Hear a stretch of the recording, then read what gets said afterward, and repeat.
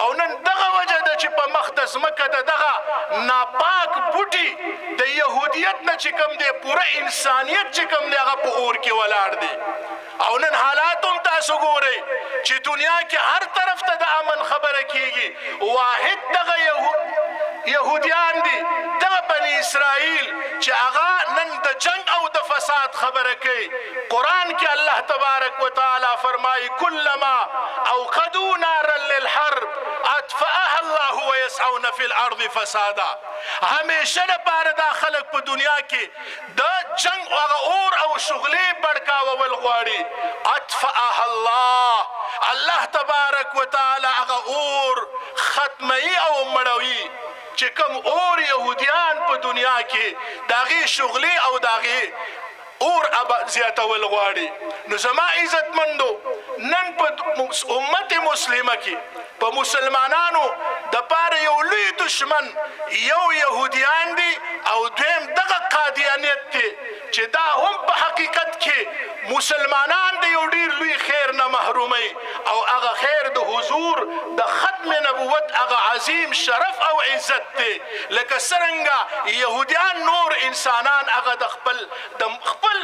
مذهبي بنیاد باندې نور نسلونو ته په سپک نظر باندې ګوري او دې د وجې نه هغوی خپل مذهب دعوتي ګرځوي هم نه امت مسلمه د نبی کریم علیه السلام د ختم نبوت د هغې د تحفظ دپاره 1400 کاله امت مسلمه قربانۍ او محنتونه کړي دي او د نبی کریم علیه السلام د ختم نبوت د تحفظ په سلسله کې دا درنه ذمهداري دا مونږ او تاسو ته رارسولې ده او په موجوده دور کې زمونږ او ستاسو دغه ذمهداري جوړیږي د یو مسلمان په حیث باندې د یو امتی په حیث باندې او د حضور سره د عقیدت او د محبت او د هغه د شفاعت د امید لرلو په حیث باندې چې مونږ او تاسو به په خپل ژوند او زندګۍ کې د دغه عظیم ذمهدارۍ او امانت تحفظ به هم کوو او چې کم زاغان دي کم دشمنان دي د ختم نبوت انشاء الله د هغې برپور د هغې تعاقب به هم کوو د هغې د ختمولو برپور کوشش به هم کوو زما عزتمندو د ختم نبوت په حوالې سره د مسلمانانو پوره تاریخ ګواه دی چې د اسلام په هر دور کې مسلمانانو د هغې دپاره هر قسمه قرباني ورکړې ده د خپل سرونو قرباني ورکړې ده هغوی خپلې زندګۍ شیندلې دي په دغه میدان کې او د نبی کریم علیه السلام تحفظ کړی دی د نبی کریم علیه السلام د ختم نبوت اصل محافظ دا الله تبارک وتعالی دی خو د دې دنیا د اسبابو په دې دنیا کې الله تبارک وتعالی د دې د حضور د ختم نبوت د تحفظ لپاره اولنی او بنیادی کردار صحابه کرامو ادا کړي او په هغه نقش قدم باندې الحمدلله امت روان دی او تر قیامت پورې چې مسلمانان موجود وي نو د مسلمانان به ان شاء الله د نبی کریم علیه السلام د ختم نبوت د هغې تحفظ کوي زما عزتمندو الله تبارک وتعالی امت مسلمه ته یو ډیر لوی اعزاز او شرف ورکړی دی او هغه شرف دا دی چې د دین تکمیل الله تبارک وتعالی هغه په دې امت باندې کړی چې کوم د دین سلسله د حضرت آدم علیه السلام نه شروع وه الله تبارک وتعالی د دین د هغه تکمیل سلسله په نبی کریم علیه السلام باندې هغه سلسله مکمل کړله او د دین تکمیل وشو او دا اعزاز الله تبارک وتعالی دی امت ته ورکو او قرآن مجید کی الله تبارک وتعالی دی امت ته په دې الفاظو باندې دغه اعزاز ورکه اليوم اکملت لکم دینکم واتممت علیکم نعمتي ما ستاسو دین مکمل کو د دین تکمیل وشو معنا او مطلب دا دی چې د نبی کریم علیه السلام دنیا ته راتلل دا د انسانیت دپاره د ټولو نه لوی خیر او د هغه خیر په راتلو سره هغه تکمیل وشو اوس که څوک د نبوت دعوه کوي په دې د حضور نبی کریم علیه السلام د نبوت نه بعد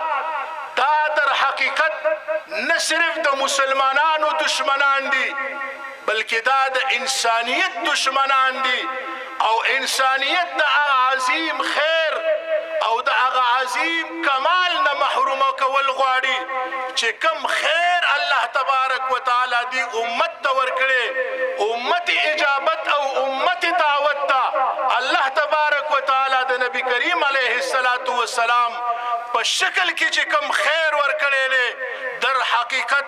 دغه قادیانیان دا د انسانیت دشمنان دي او زه به دا خبره هم وکم د وخت د اختصار په وجه تفصیل نشم ویلی په دې مقدس مکه باندې په دنیا کې یو فرقه ده چې هغې ته یهودیان وي او هغه یهودیان هغوی په دنیا کې یو انوکه او یو عجیبه سوچ او فکر لري او هغه دا چې هغوی دا وایي چې یهودیت دا یو ډیر لوی خیر دی او یقینا مذهب هر مذهب چې کوم دی د الله د طرفه دا د انسانیت دپاره خیر وي په خپل وخت کې خو بل طرف ته هغوی دا دعوه کوي چې دا یهودیت زمونږ د نسل پورې محدود دی چې د بني اسرائیل نه اخوا دیخوا څوک یهودي کېدی یعنې دې خیر ته هغه څوک نشي رسېدی او نشي حاصلولی دغه خیر نو ګویا کې هغوی خپل نسل پورې دغه خیر هغه محدود کړی دی ځان پورې او خپل نسل پورې دغه محدود کړی او دا نور د یهودیانو او د اسرائیلو نه اخوا چې نور کوم انسانان دي هغوی ته هغوی د دې یهودیت دعوت په دې وجه نه ورکوي چې دا خیر زموږ د نسل نه بغیر بل څوک نشي حاصلولی نو گویا کې هغه خلق دا نورو انسانانو ته د نورو انسانانو تحقیر او توهین کوي نور انسانیت ته په سپک نظر باندې ګوري او نن دغه وجه ده چې په مقدس مکه د دغه ناپاک بوټي د یهودیت نه چې کوم دی پوره انسانیت چې کوم دی هغه په اور کې ولاړ دی او نن حالات هم تاسو ګورئ چې دنیا کې هر طرف ته د امن خبره کیږي واحد دغه یهودیان دي دغه بني اسرائیل چې هغه نن د جنگ او د فساد خبره کوي قرآن کې الله تبارک وتعالی فرمایي کلما اوقدوا نارا للحرب اطفأها الله ويسعون في الارض فسادا همیشه لپاره دا خلک په دنیا کې د جنگ هغه اور او شغلې بړکاول غواړي اطفأها الله تبارک وتعالی هغه اور ختموي او مړوي چې کوم اور یهودیان په دنیا کې داغي شغلي او داغي اور زیاتول غواړي نو زما عزتمندو نن په امت مسلمه کې په مسلمانانو د پاره یو لوی دشمن یو یهودیان دي او دویم دغه قادیانیت دي چې دا هم په حقیقت کې مسلمانان د یو ډیر لوی خیر نه محرومي او هغه خیر د حضور د ختم نبوت هغه عظیم شرف او عزت دی لکه څرنګه یهودیان نور انسانان هغه د خپل مذهبي بنیاد باندې نور نسلونو ته په سپک نظر باندې ګوري او دې وجې نه هغوی خپل مذهب دعوتي ګرځوي هم نه